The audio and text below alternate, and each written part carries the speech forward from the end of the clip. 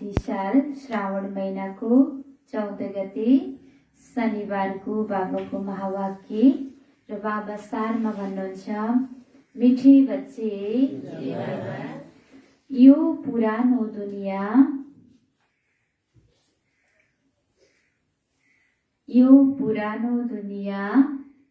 पुरानो शरीरमा केही आनन्द छैन।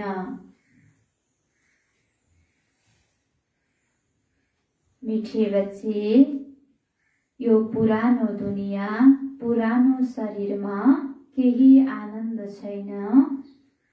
त्यसैले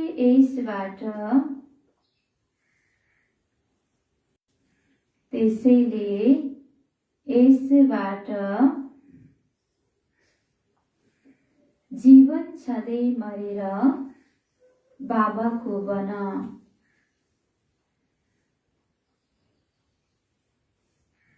त्यसैले यसबाट जीवन छँदै मरेर बाबाको बन, सच्चा पुतली बन।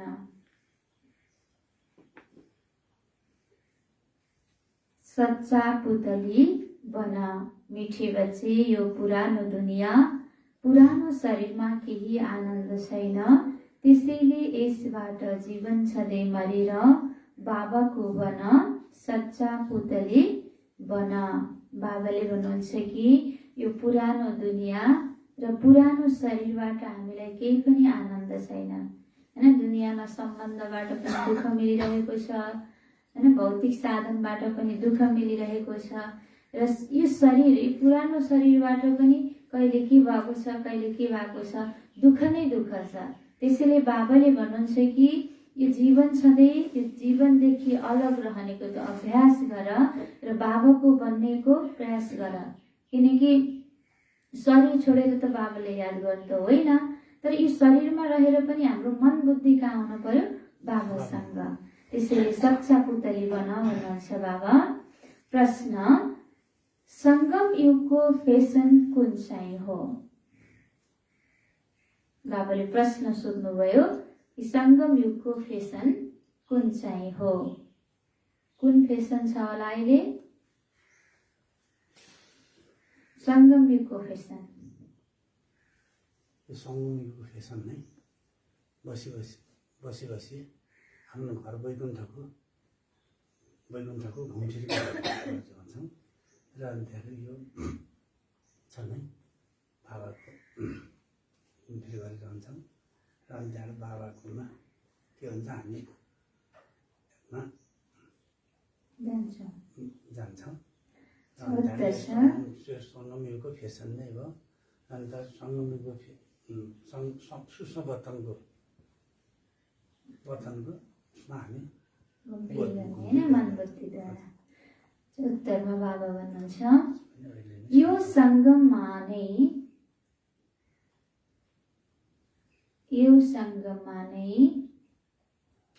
तिमी बच्चाहरू यहाँ बसी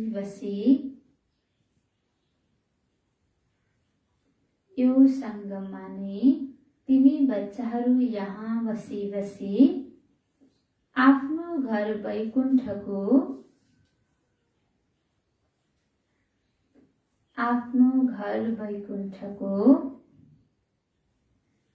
घुमफिर गरेर आउँछौ।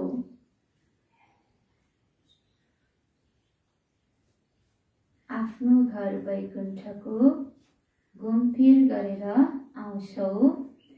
यो संगमको नै फेसन हो। यो संगमको नै फेसन हो। सूक्ष्म वतनको रहस्य पनि अहिले नै खुल्छ।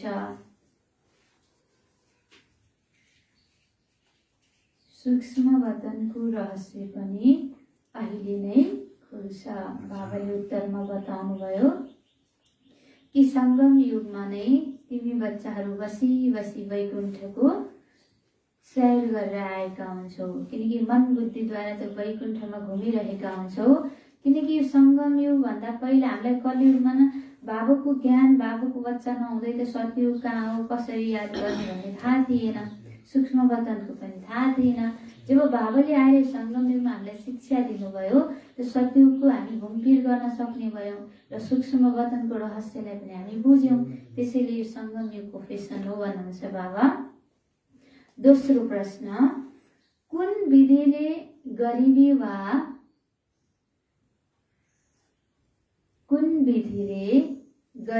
वा दुःखलाई सहजै बिर्सन सक्छौ? कुन विधिले गरिबी वा दुःखलाई सहजै बिर्सिन सक्छौ? बाबाले उत्तर बताउनुहुन्छ, अशरीरी बन्ने अभ्यास गर्यो भने दुःख सहजै बिर्सिन्छ। अशरीरी बन्ने अभ्यास गर्यो भने गरिबी वा दुःख सबै बिर्सिन्छौ।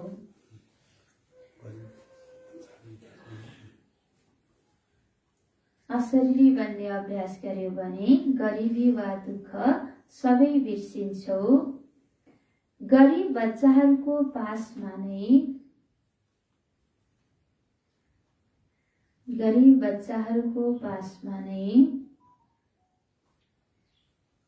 बाबा आउनुहुन्छ।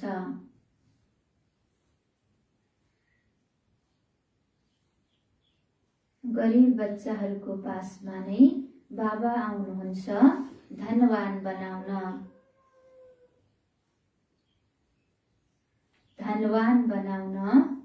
गरिब बच्चाले नै बाबाको गोद लिन्छन्।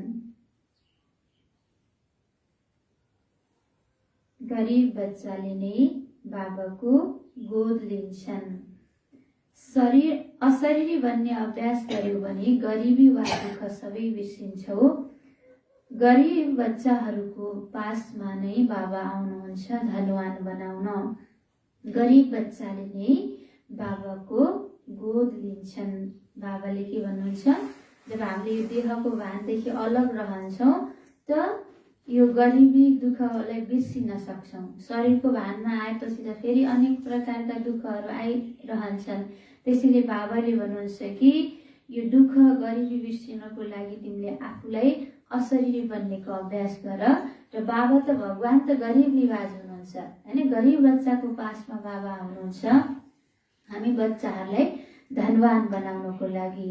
त्यसैले गरिब बच्चाहरूलाई नै बाबाले गोदमा लिनुहुन्छ भन्नुहुन्छ। किनकि धनी सबैलाई त भन्न मिल्दैन, तर जो एकदमै धनी हुनुहुन्छ धेरै जस्तो बच्चाहरूलाई अभिमान आउँछ हैन, सेवा गरे पनि मैले यति गरेँ भन्ने खालको।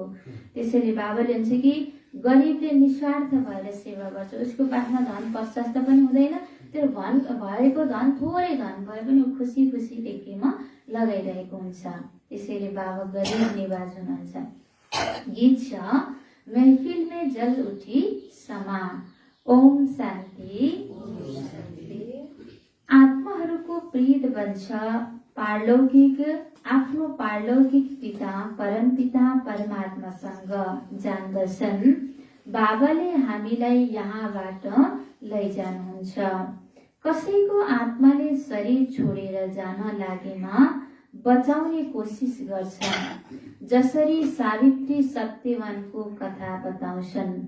उनी आत्माको पछि कति लागिन्, फेरि शरीरमा आओस् भनेर, तर उनमा ज्ञान त थिएन। तिमीमा ज्ञान छ, हामी हरेकको प्रीत पनि छ उहाँ परमपिता परमात्मासँग। प्रीत किन बसेको छ? भगवानसँग किन बसेको छ प्रीत? मर्नको लागि हैन। गीत पनि छ नि, भगवानसँग प्रीत बस्यो यो दुनियाँबाट मर्नको लागि। बाबासँगको यो प्रीत त धेरै राम्रो छ। आत्माहरूले आधा कल्प भक्ति मार्गमा ठक्कर खान्छन्। हामी आफ्नो शान्तिधाम घरमा जाउँ भनेर हो पनि अवश्य। बाबा पनि भन्नुहुन्छ अशरीरी बन, मर। माने यो शरीरलाई यस्तो शरीरको भानमा नआऊ भन्न खोज्नु भएको बाबाले। आत्मा शरीरबाट अलग भयो भने त्यसलाई मरेको भनिन्छ। बाबा सम्झाउनुहुन्छ, प्यारा बच्चाहरू, यो दुनिया अथवा यो बन्धनबाट मर, अर्थात् मेरो बन। यो पुरानो दुनिया पुरानो शरीरमा कुनै आनन्द छैन। यो त धेरै फोहोरी दुनिया हो, वास्तवमा रौरव नर्क हो। तिमी बच्चाहरूलाई भन्नुहुन्छ, अब मेरो बन, म आएको छु सुखधाममा लैजान, जहाँ दुःखको नाम रहँदैन। त्यसैले खुसीले पुतली बन। पुतलीहरू खुसीले आउँछन् नि, उड्दै उड्दै कुनै यस्ता पुतली हुन्छन् दीपक बलेपछि जन्मिन्छन्, दीपक निभ्यो अनि मर्छन्। दीपमालामा थुप्रै साना साना पुतली हरियो रङका आउँछन्, बत्तीमाथि आसक्त हुन्छन्, बत्तीमा जान साथ मर्छन्। अब बाबा त महाज्योति हुनुहुन्छ। बाबा भन्नुहुन्छ, तिमी पनि पुतली जस्तै आसक्त बन। तिमी त चैतन्य मनुष्य हो। जति पनि देहका बन्धन छन् तिनलाई जीवन सधैँ छोड। आफूलाई आत्मा सम्झेर मसँग योग लगाऊ। खुसीमा रह्यो भने यो शरीरको भान छुट्छ।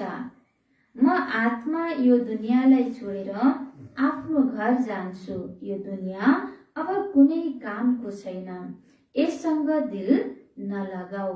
बाबाले के भन्नुहुन्छ, यो दुनियाँदेखि दिल मन बुद्धि हैन अलग गरेर बाबासँग लगाऊ। मन बुद्धि केवल अब यो होइन कि अब बाबाले शिक्षा त दिनु भएको छ, फेरि हामी लौकिकमा गएर पनि यो दुनियाँ केही कामको छैन भनेर चाहिँ यसरी हामीले ज्ञान दिने होइन। बाबाले हामीलाई के भन्नुभएको छ, तिम्रो जुन होइन सम्बन्ध वस्तु वैभवसँग तिम्रो जो मोहमा आसक्त छौ तिमी, त्यसबाट तिमीले आफ्नो मनलाई चाहिँ के गर, अलग गरेर बाबा प्रति मन बुद्धि जोड भन्नुभएको।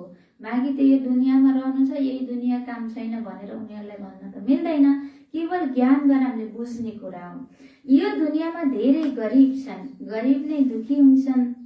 बाबा भन्नुहुन्छ, प्यारा बच्चाहरू, अब अशरीरी बन। हामी आत्मा त्यहाँ शान्ति धाममा रहनेहरू हौ। अहिले त त्यो शान्ति धाममा कोही जान सक्दैन जबसम्म पवित्र बन्दैनन्। यति बेला सबैका पङ्ख टुटेका छन्। सबैभन्दा बढी उनीहरूको टुटेको छ जसले आफूलाई भगवान मानेर बसेका छन्। त्यसैले उनीहरूले कहाँ लैजान्छन्, स्वयं नै जान सक्दैनन् भने तिम्रो सद्गति कसरी गर्छन्। त्यसैले भगवानले भन्नुभएको छ, यी साधुहरूको पनि मैले नै उद्धार गर्नु छ। केवल उनीहरूले सम्झन्छन् कृष्ण भगवानवाज, तर हो शिव भगवानवाज। शिव हुनुहुन्छ नै अशरीरी। अवश्य प्रजापिता ब्रह्माको मुखद्वारा नै सम्झाउनुहुन्छ। मनुष्यको रचना प्रजापिता ब्रह्माद्वारा हुन्छ, यो त सबैले मान्दछन्। कसैसँग पनि सोध, उनीहरूलाई महसुस होस्, वास्तवमा पिताले बच्चाहरूलाई किन रच्दछन्। पिताले रच्छन् वर्षा दिनको लागि, बाबाले वर्षा ब्रह्माद्वारा ब्राह्मणहरूलाई रच्नु भएको छ। तिमीलाई थाहा छ, बाबाले हामीलाई पढाउनुहुन्छ हैन। बाबा भन्नुहुन्छ कि निराकार भगवानले पनि हामीहरूलाई किन रच्नुहुन्छ त भन्दा आफ्नो वर्षा दिनको लागि। त्यस्तै दुनियाँमा पनि के हुन्छ, अनि कसैले आफ्नो सन्तान जन्माउँछन्। किन जन्माउँछन् त भन्दा हुन त एउटा आश बुढेसकालमा हेर्लान् भन्ने पनि हुन्छ, र बाँकी अर्को कुरा के हुन्छ त भन्दा उनीहरूको पासमा जति पनि आफ्नो धन सम्पत्ति छ त्यो चाहिँ छोरा भयो भने अब छोरी भन्दा पनि छोरालाई विशेष मान्ने चलन छ हैन। छोराले मरे पनि छोराले खाला भनेर पनि छोराछोरी जन्माउने त्यो रहर हुन्छ। त्यसैले बाबा भन्नुहुन्छ कि यहाँ पनि अलौकिकमा पनि बाबाले हामी बच्चाहरूलाई किन रोज्नुहुन्छ त भन्दा बाबामा जो सुख शान्ति आनन्दको जो वर्षा छ त्यो दिनको लागि हामी बच्चाहरूलाई रोज्नुहुन्छ। तिमीलाई थाहा छ, बाबाले हामीलाई पढाइरहनुहुन्छ, राजयोग सिकाउनुहुन्छ। स्वर्गको मालिक बनाउनको लागि बाबा आउनुहुन्छ दुनियाँलाई परिवर्तन गर्न। नर्कलाई स्वर्ग बनाउन, मनुष्य सृष्टिलाई दैवी सृष्टि बनाउन, त्यही सुख दिन बाबा आउनुहुन्छ नि। हुन त मनुष्य यहाँ पदमपति छन्, महल आदि छन्, तर तिमीले जुन पढाइ पढ्छौ त्यसबाट तिमीले उच्च पद पाउँछौ। जिस्मानी पढाइ पढ्नेले सम्झन्छन् हामी वकिल बन्छौँ, हामी आइएस बन्न बाबा आउनु भएको छ। पहिला पनि आउनु भएको थियो। शिव मनाउँछन्, रात्रि त कृष्णको पनि भन्छन्, शिवको रात्रि पनि भन्छन्, थोरै मात्र फरक छ। यो कुरालाई अहिले तिमी बच्चाहरूले नै जान्दछौ। कृष्णको जन्म त दिनमा होस् वा रातमा होस्, यसमा के नै फरक पर्छ र? आफ्नो बनाउँछिन्, त्यसैले गायन गरिएको छ, तिमी मात पिता हामी सबै आत्माहरू हजुरका बच्चा हौ। बाबा हैन, त्यही भएर हरेक व्यक्ति जो पनि मन्दिरमा जानुहुन्छ हजुर माता पनि हो पिता पनि भन्नुहुन्छ। त्यसैले शिव बाबा ब्रह्माको पनि मात पिता र हामी बच्चाहरूको पनि मात पिता। आत्माले नै पढ्छ, यी कर्म इन्द्रियहरूद्वारा सुन्छ। बच्चाहरूले यो याद बिर्सिन्छन्, देह अभिमानमा आउँछन्। बाबाले सम्झाउनुहुन्छ, तिमी आत्मा अविनाशी हौ, शरीर विनाशी हो।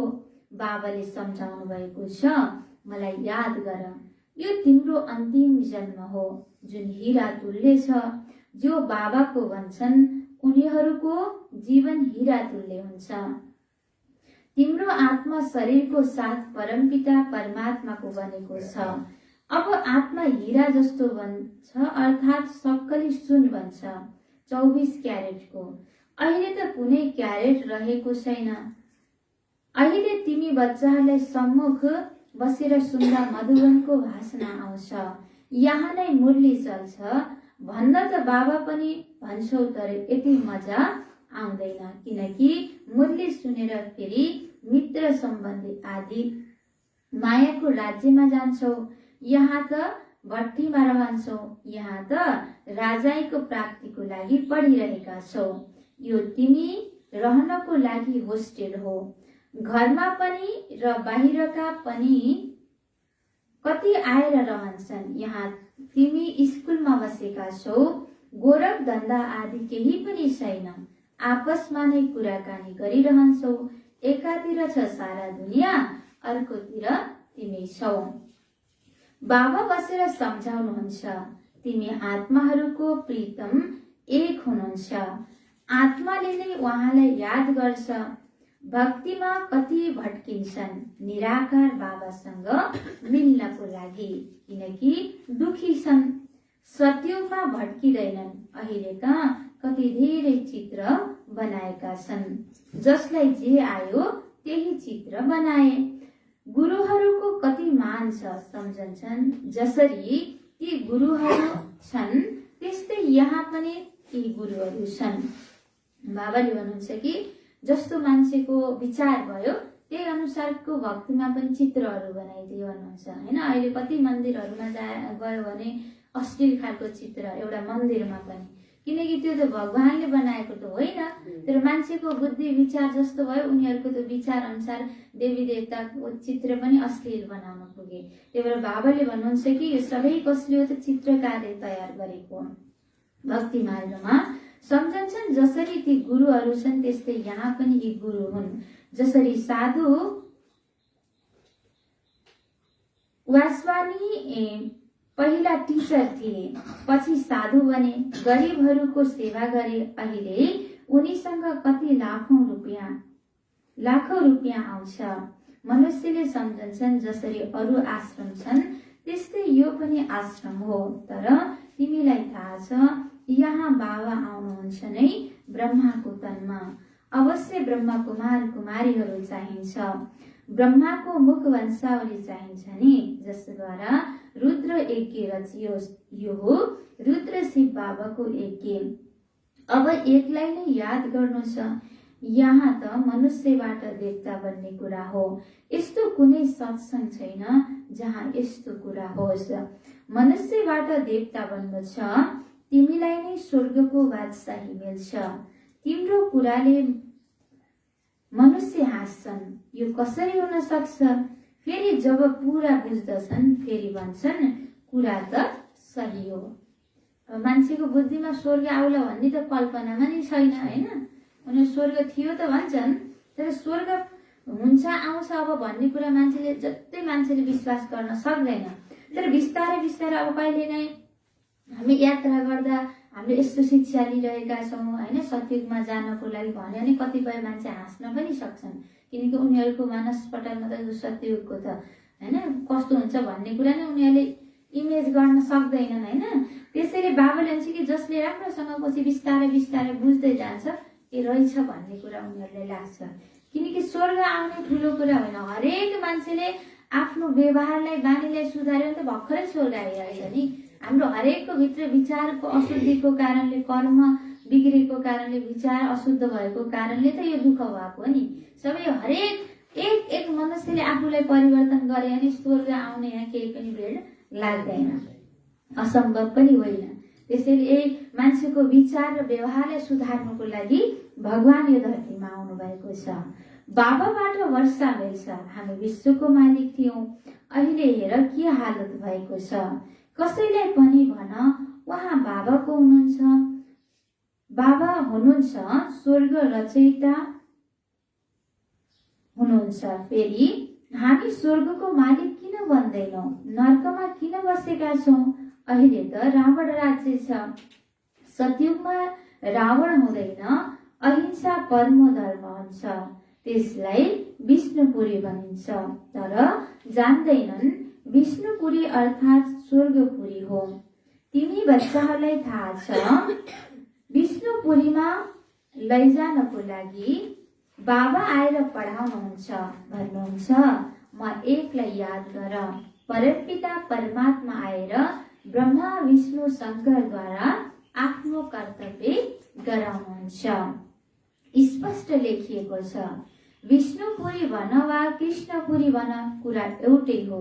लक्ष्मी नारायण बचपनमा राधा कृष्ण हुन्छन्, यी प्रजापिता ब्रह्मा त साकारी हुन् नि। सूक्ष्म वतनमा त प्रजापिता भनिँदैन, प्रजापिता ब्रह्माद्वारा एडप्सन हुन्छ। बाबाले आफ्नो बनाउनुहुन्छ, कति सहज कुरा छ। केवल त्रिमूर्तिको चित्र आफ्नो घरमा राख, त्यसमा लेखिएको छ पनि, त्यसमा लेखिएको पनि होस्, गायन पनि छ ब्रह्माद्वारा स्थापना।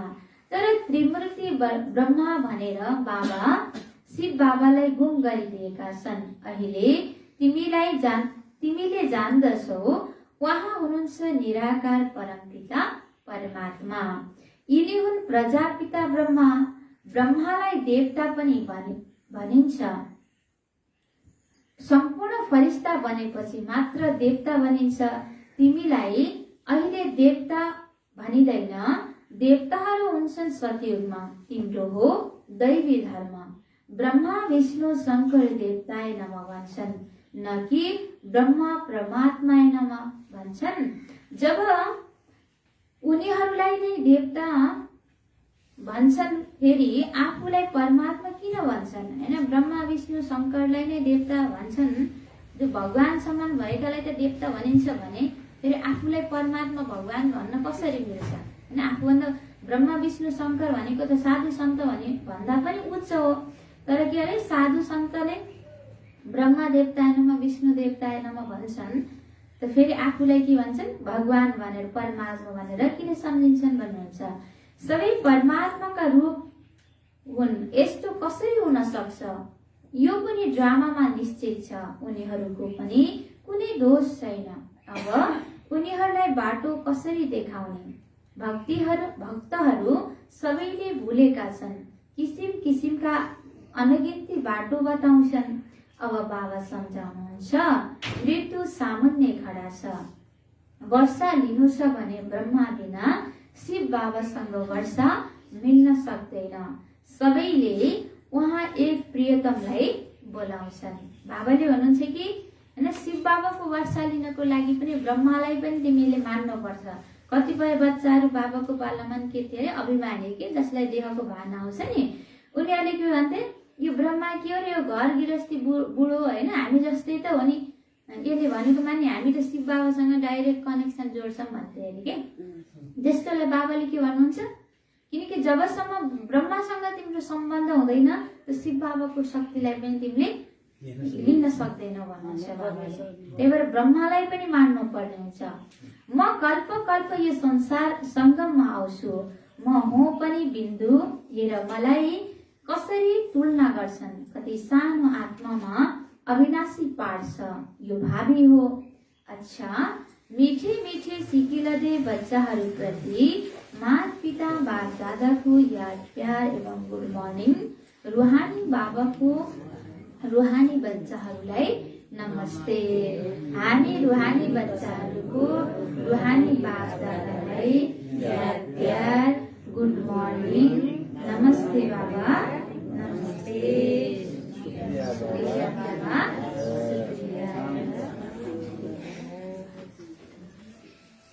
धारणाको लागि मुख्य सार पहिलो नम्बरमा बाबाले भन्नुहुन्छ, आफूलाई आत्मा सम्झेर, आफूलाई आत्मा सम्झेर दिलको प्रीत एक बाबासँग लगाउनु छ। आफूलाई आत्मा सम्झेर दिलको प्रीत एक बाबासँग लगाउनु छ।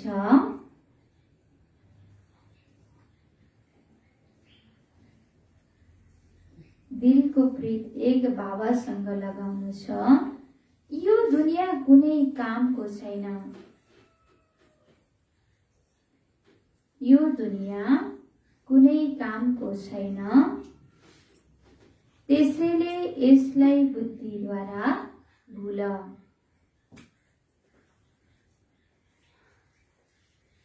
त्यसैले यसलाई बुद्धिद्वारा भुल।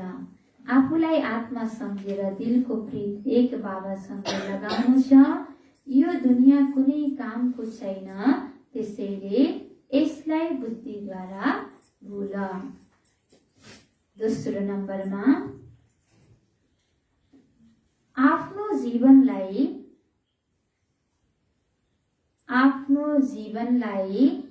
हीरा तुल्य बनाउनको लागि, आफ्नो जीवनलाई हीरा तुल्य बनाउनको लागि एक बाबामा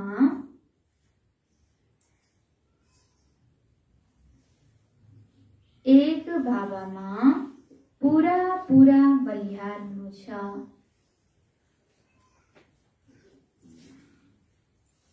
एक बाबामा पूरा पूरा बलिहार हुनु छ। मेरो त एक शिव बाबा, मेरो त एक शिव बाबा, दोस्रो न कोही।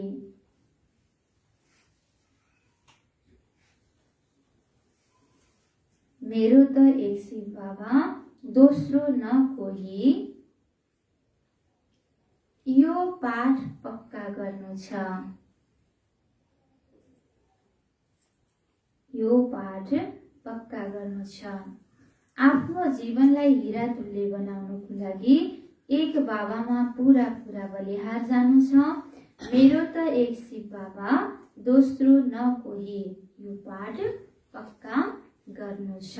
आजको वरदान, समस्याहरूको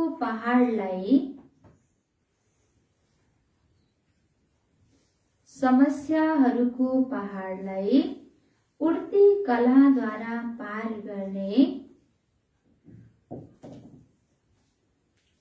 उड्ती कलाद्वारा पार गर्ने तीव्र पुरुषार्थी भव।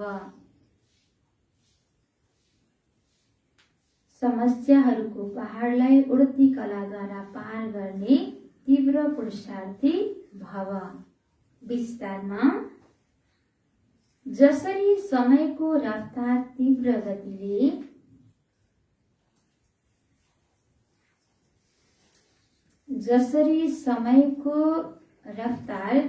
गतिले सदा अगाडि बढिरहेको छ,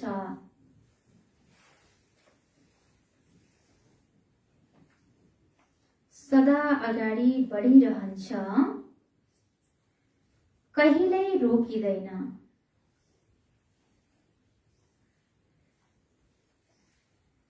कहिल्यै रोकिँदैन। उसलाई कसैले रोक्न चाहे पनि रोकिँदैन।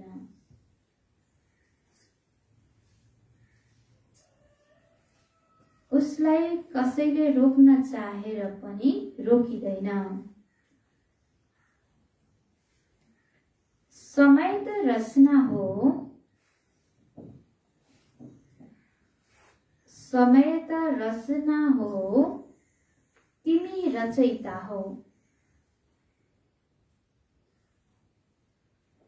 तिमी रचयिता हो। त्यसैले जस्तोसुकै परिस्थिति अथवा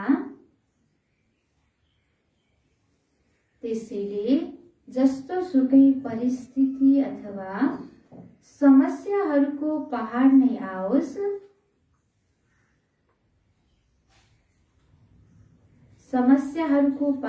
आओस्, तापनि उड्ती कला कहिल्यै रोकिँदैन।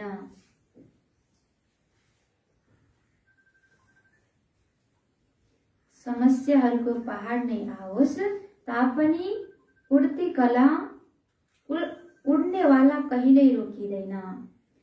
यदि उड्नेवाला चीज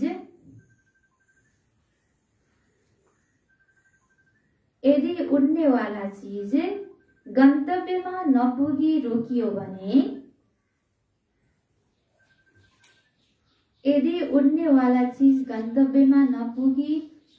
भने, एक्सिडेन्ट हुन्छ।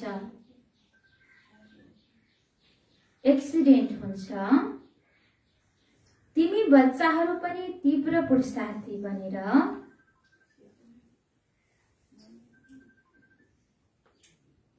तिमी थोरै छ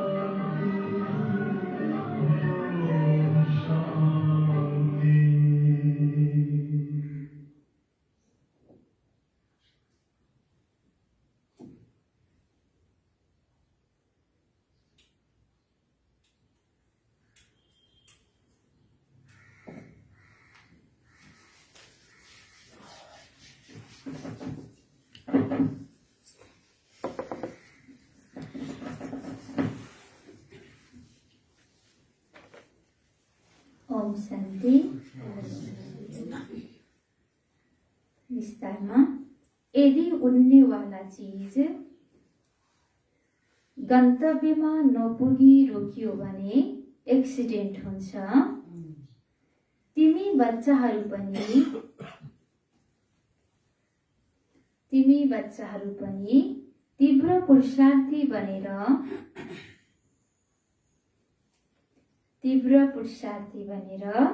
उड्ती कलामा उड्दै जाऊ।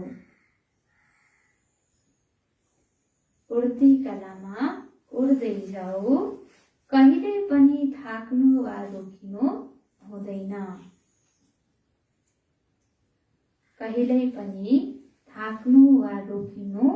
हुँदैन। फेरि एकपटक, जसरी समयको रफ्तार तीव्र गतिले सदा अगाडि बढिरहन्छ, समय कहिल्यै रोकिँदैन। उसलाई कसैले रोक्न चाहेर पनि रोकिँदैन। समय त रचना हो, तिमी रचयिता हो।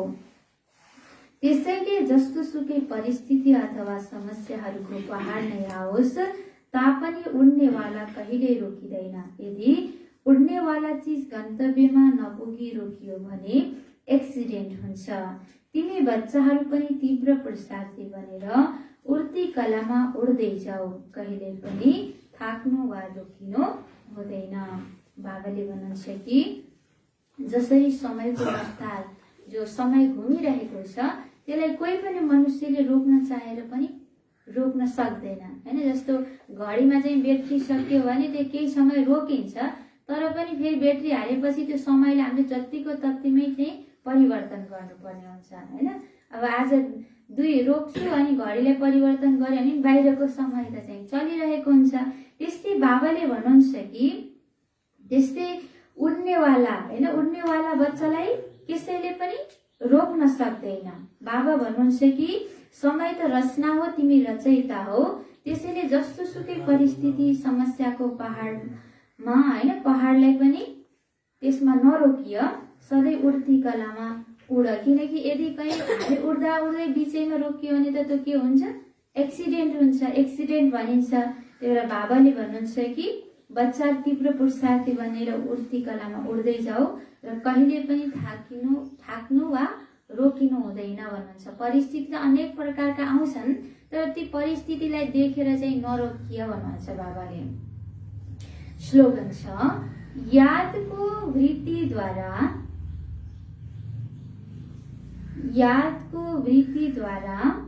वायुमण्डललाई शक्तिशाली बनाउनु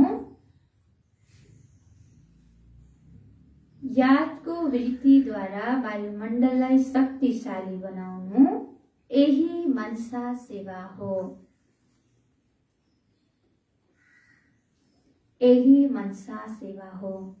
यादको वृत्तिद्वारा वायुमण्डललाई शक्तिशाली बनाउनु यही मनसा सेवा हो। आजको मुख्य सार, मिठे बच्चे, यो पुरानो दुनियाँ, पुरानो शरीरमा केही आनन्द छैन। त्यसैले यसबाट जीवन सधैँ मरेर बाबाको बन, सच्चा पुतली बन। प्रश्न, संगम युगको फेसन कुन चाहिँ हो? उत्तर, यो संगममा नै तिमी बच्चाहरू यहाँ बसी आफ्नो घर वैकुण्ठको घुमफिर गरेर आउँछौ। यो संगम युगको नै फेसन हो। सूक्ष्म वतनको रहस्य पनि अहिले नै खुल्छ। दोस्रो प्रश्न, कुन विधिले गरिबी वा दुःखलाई सहजै बिर्सन सक्छौ? उत्तर, अशरीरी बन्ने अभ्यास गर्यौ भने गरिबी वा दुःख सबै बिर्सिन्छौ। गरिब बच्चाहरूको पासमा नै बाबा आउनुहुन्छ धनवान बनाउन। गरिब बच्चाले नै बाबाको बोध लिन्छन्। गीत, महफिल में जल उठी समा। ओम शान्ति।